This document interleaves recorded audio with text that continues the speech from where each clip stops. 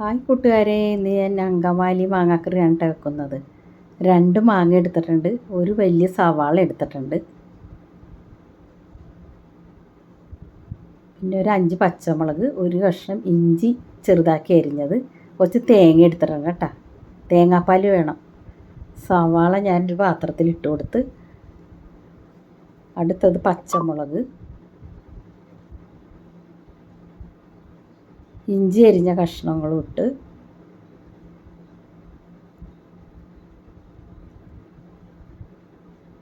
കുറച്ച് വേപ്പിലയും കൂടി ഇട്ടിട്ടുണ്ട് കേട്ടോ. കുറച്ച് മഞ്ഞൾപ്പൊടി, 2 സ്പൂൺ മല്ലിപ്പൊടി, കുറച്ച് ഉപ്പ്, കുറച്ച് വെളിച്ചെണ്ണ, 2 സ്പൂൺ വിനാഗിരി. ഇതെല്ലാം കൂടി നന്നായി മിക്സ് ചെയ്ത്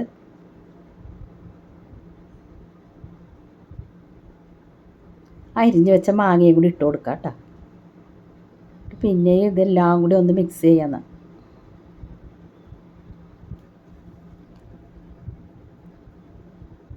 മിക്സ് ചെയ്ത് നമുക്കിനി തേങ്ങാപ്പാൽ എടുക്കാം കേട്ടോ. 1-ാം പാലും വേണം, 2-ാം പാലും വേണം. ആദ്യം ഞാൻ 1-ാം പാൽ പിഴിഞ്ഞെടുത്തിട്ടുണ്ട് കേട്ടോ. അടുത്തത് 2-ാം പാൽ.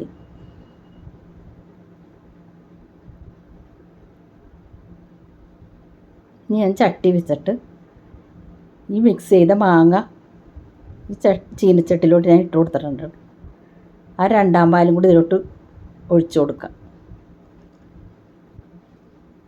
നന്നായി തിളക്കണം കേട്ടോ. ഇത് ഞാൻ ആദ്യമായിട്ട് ഉണ്ടാക്കണ കേട്ടോ ഈ അങ്കമാലി മാങ്ങാക്കറി.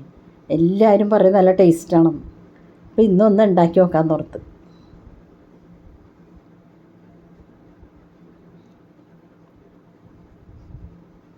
ഇനി 1-ാം പാൽ നമുക്ക് ഒഴിച്ചു കൊടുക്കാം കേട്ടോ. ഇനി നമുക്ക് താളിച്ചിടണ്ടേ. അതിന് ഞാൻ ഒരു പാത്രത്തിൽ കുറച്ച് വെളിച്ചെണ്ണ ഒഴിച്ച് ഈ ഉള്ളിയാണ് അരിഞ്ഞെടുത്തേക്കണത്.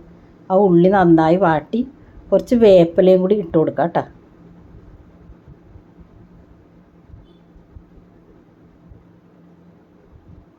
നന്നായി വാട്ടണം ഇത് കേട്ടോ. ഈ ഉള്ളി ഈ വേപ്പിലയും കൂടി. 2 സ്പൂൺ മുളക് പൊടി ഇട്ട് കൊടുക്കാം കേട്ടോ. അതൊന്ന് നന്നായി വാടിക്കഴിയുമ്പോൾ ഈ മാങ്ങാക്കറിട്ട് ഇട്ട് കൊടുക്കാം.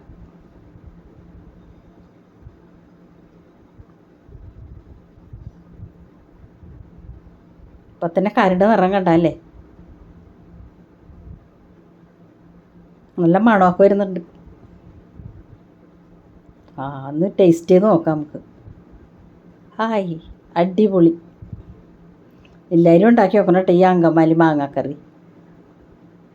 നല്ല ടേസ്റ്റുണ്ട്, നല്ല മണമുണ്ട്.